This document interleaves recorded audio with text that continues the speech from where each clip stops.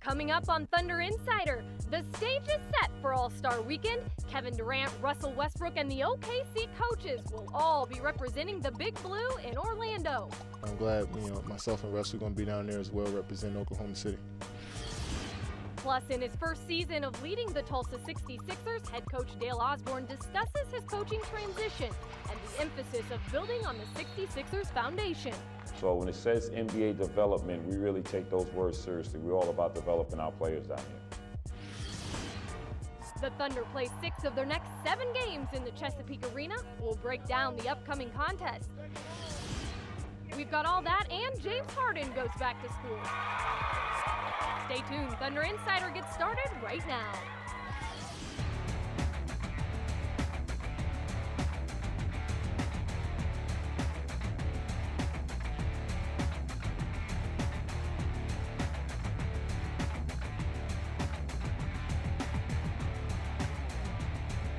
Hello and welcome everyone to Thunder Insider presented by Integris Health. I'm Kelly Kroll, your host, coming to you from inside our Oklahoman studio alongside Thunder play-by-play man Brian Davis and 15-year NBA veteran Grant Long. Of course, Matt Pinto and Mike Steele will be along later in the show. We've got a great lineup for you. It's been a hectic, a fun week though. First of all, let's just start out with your thoughts on how the Thunder is playing right now. 13 out of 17 on the road. I like the way this team came away from that road trip.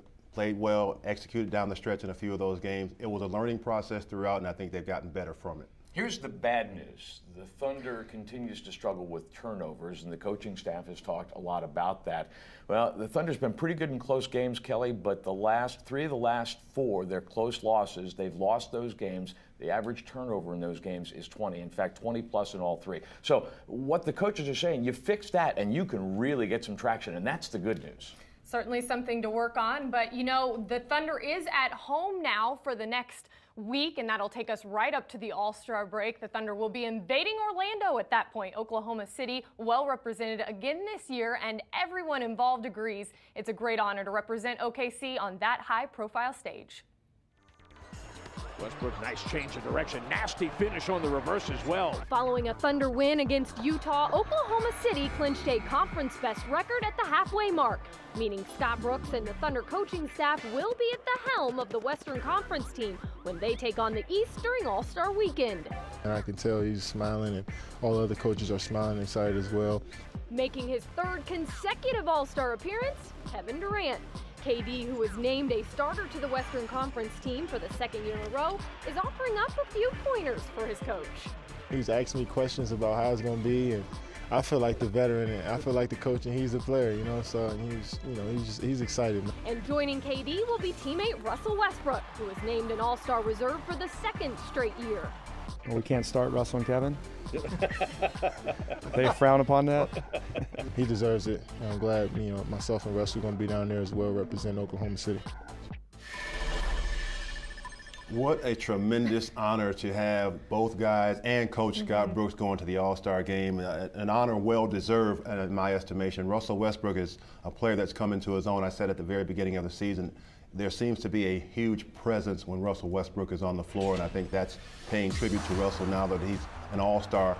Scott Brooks, well-deserving once again. The way he's been able to manipulate this team through some injuries, and they're still playing, some very good basketball. That's an attribute to him being a very good coach in this league, and that doesn't come very easily. There's a whole lot of coaches that would love to be coaching the game at mid-season break, and Scott Brooks is one of those guys being able to do it. And guys, we spend a lot of time before the game in the back hallways talking to coaches around the league and what they continue to say about Russell Westbrook. And I'm talking to a man now.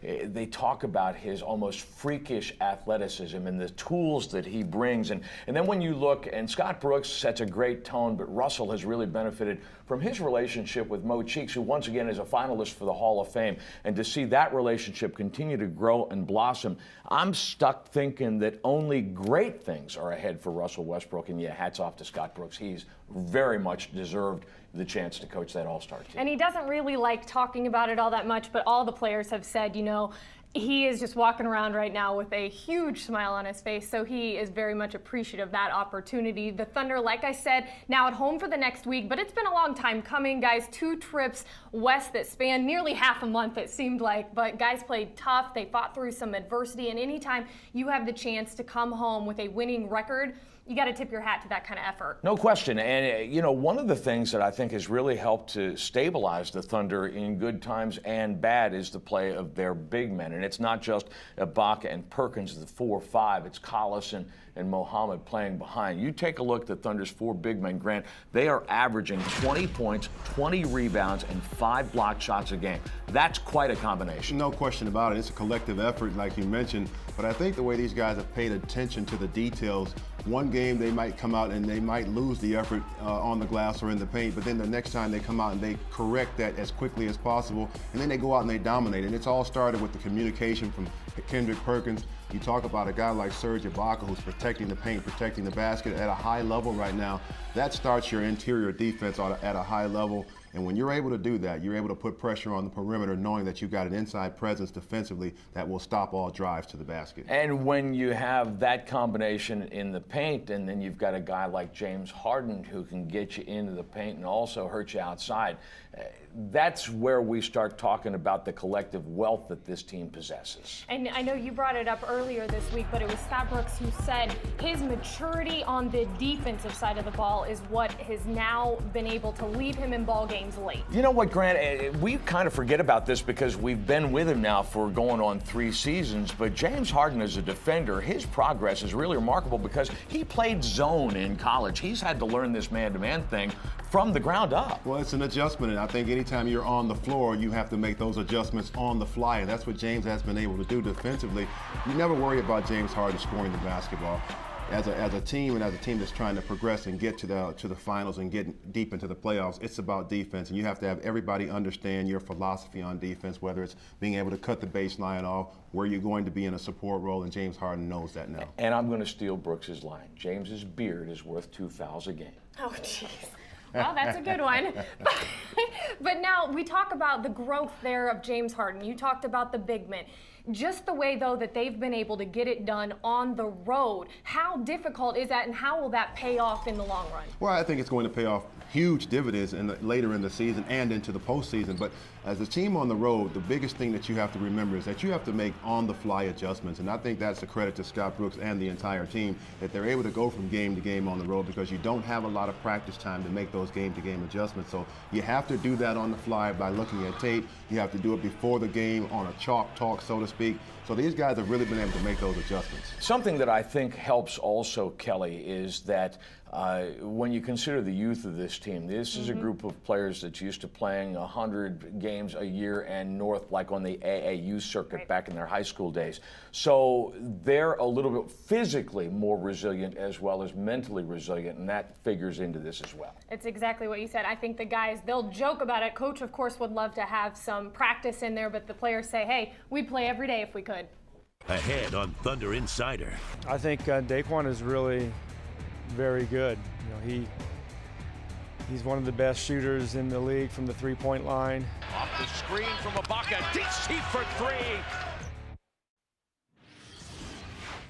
Hey Thunder fans, All-Star Weekend is right around the corner, and we'll have all your in-depth coverage starting Friday, February 24th on our website, thunder.nba.com. It's crazy to think we're just a week away from the All-Star break and the halfway mark. The Thunder continuing to mature on a nightly basis, different guys stepping up. And one player in particular who has filled a big void in the starting lineup is Daquan Cook. Our Grant Long sits down with him now. Daquan, a few weeks ago, you talked to me about an advantage you have coming off the bench is that you get an opportunity to get a feel of how the game is going. Now that you're a starter, tell me how that's changed for you. It's changed a lot. You know, I really don't get a chance to really, see how the defense is playing and, how the flow of the game is going. Now I'm a part of the flow of the game, and it's important for me, to have a great start to that. I think Daquan is really very good. You know, he's one of the best shooters in the league from the three-point line. Off the screen from Ibaka, deep for 3. It's not that hard, you know, when you got James, Kevin, and Russ in the game at the same time, three guys that draws a lot of attention to, you know, their game, you know, that draws a lot and, you know, are very willing passers. You know, when you got guys like myself in there that, you know, play great roles of knocking down shots when they pass you the ball, it makes the game that much easier. His rebounding numbers are really good. His defensive weak side, his team concepts are always on point. But he's been good.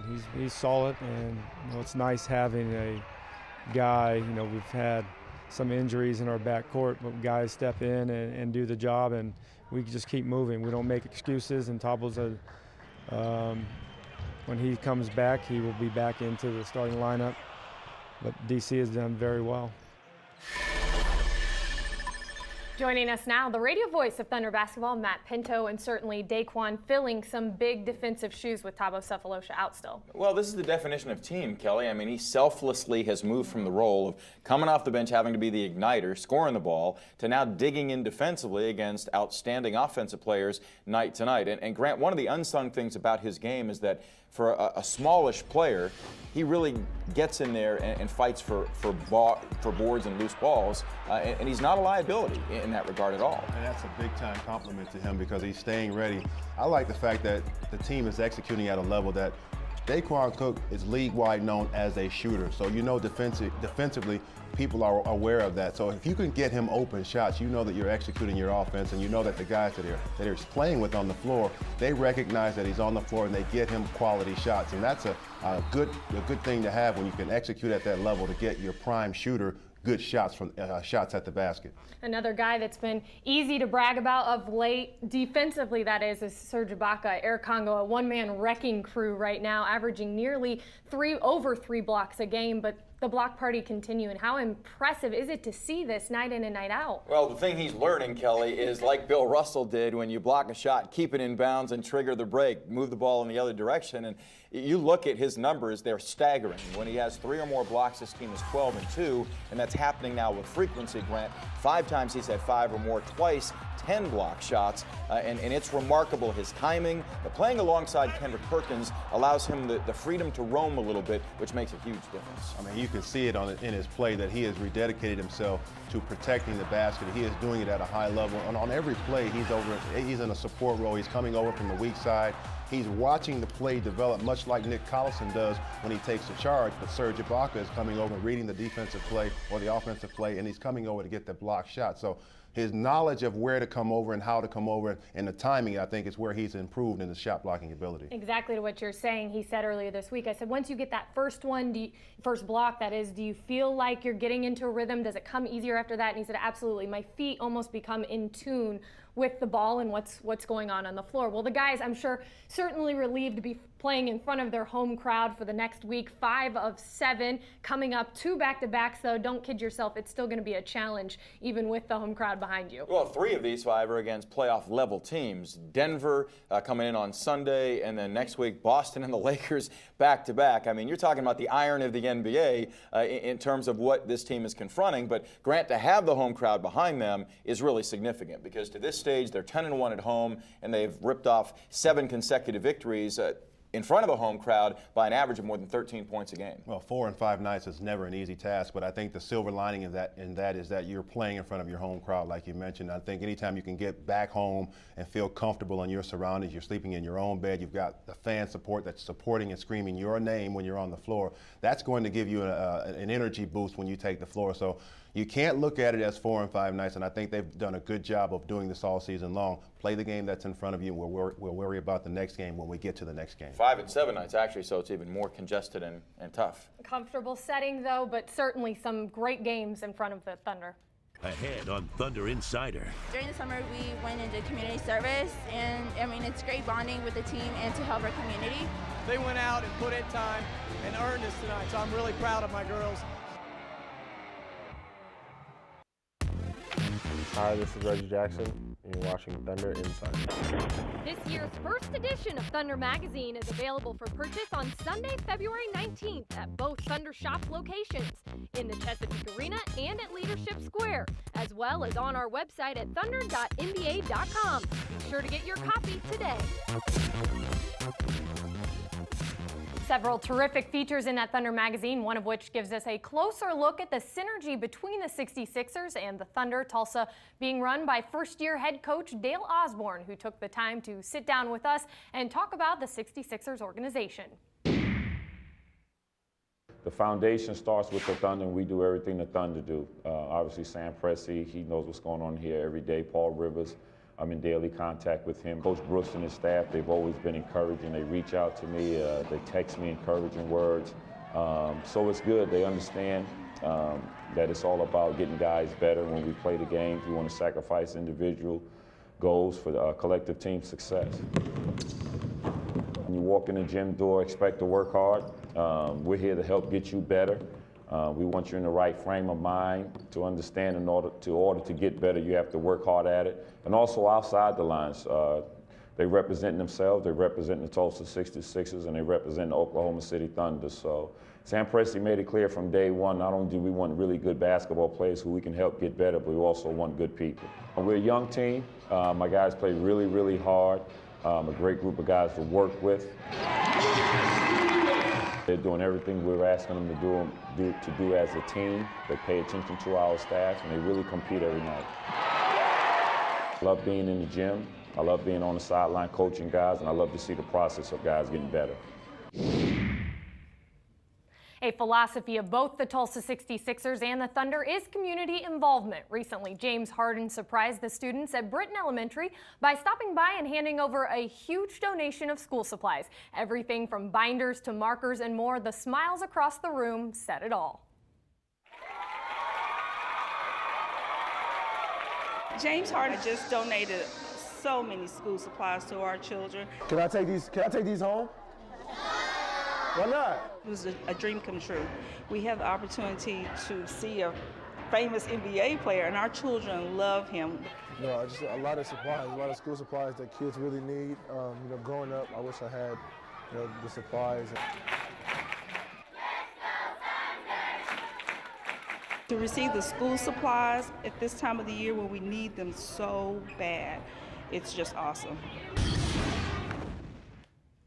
The Thunder held a contest challenging high school basketball teams to get more involved in their communities. The Santa Fe South girls team found a number of creative ways to volunteer hours, from helping at the food bank to participating in the Redbud Classic. The Saints' extraordinary service earned them a Thunder game night experience. Well, tonight was about rewarding a local high school girls basketball team for their community service. Anticipation's been building and building and building. I got a little nervous, I'm not gonna lie, because I had never been in like so many people. Please welcome to the floor, the Lady Saints of Santa Fe South. Their reward was, you know, we came to them to Thunderize their high school game, and basically we ran it like we would a Thunder game. 3-point basket, Alejandro Martinez. Jim, our PA announcer, Thunder girls, the Thunder drummers, Storm Chasers dunking with Rumble was high-flying action like they've probably never seen before unless they've been to a Thunder game. It was really exciting. We usually don't have a lot of people come, so knowing that with the Thunder coming and our families and our friends, it was really fun. We got a lot of support. Tonight was all about the girls going out and doing little things. I mean, going out in the community when it wasn't convenient, when it wasn't easy, when it, you know, when they could have been in sleep, you know, at home, sleep in bed, they went out and put in time and earned this tonight. So I'm really proud of my girls. Ahead on Thunder Insider. It's Valentine's night in Oklahoma City. We're going to check out what people love the most about the Thunder, and we're going to find out from America's favorite Bison what Valentine's night is all about. That's coming up next on Thunder Insider. You are watching Thunder Insider. Don't forget, Thunder fans, to take part in our Watch and Win contest this season. Not only do you have a chance to win tickets to an upcoming home game, but you are also automatically entered to win a trip to see the Thunder take on the Lakers in LA. Just visit thunder.nba.com and enter the code above, or text the code to 68278 for your chance to win. The Thunder hosted a special Valentine's contest this week against the Utah Jazz. So in this week's Steal in the Mic, the sports animals Mike Steely spread some love and ended up with the perfect Valentine. It's Valentine's night inside Chesapeake Energy Arena, and these fans, they are pumped up. You know they love the Thunder already. Let's go find out just how much they love the Thunder. What I love most about the Thunder is that I love the attitude they have. They're always positive and they always work together. And about Valentine's Day is I'm here. That's all that matters. Cameron, you're thundered up. What's up with the little man Elijah? He's not thundered up. Well, his mom made him a cool shirt. Says the ladies love me. So had to go with that on the Valentine's Day game. Here's a 60 Minutes question for you. Do the ladies really love you? Yeah. Looking for those wonderful Valentines. You know, you always want to find people who stand out from the crowd on Valentine's. And we found Chad and Clara, correct? Correct. All right, now tell us about the headgear. It's quite interesting.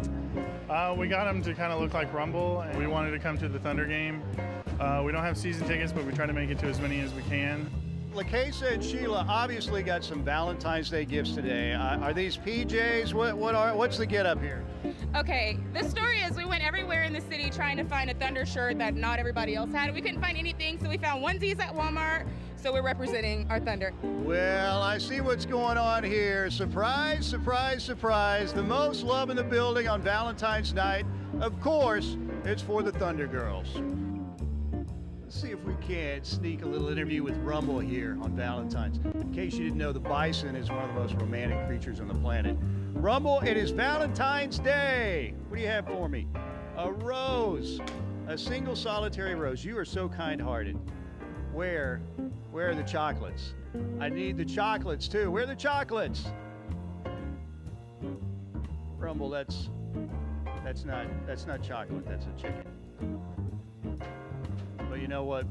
We still love you anyway.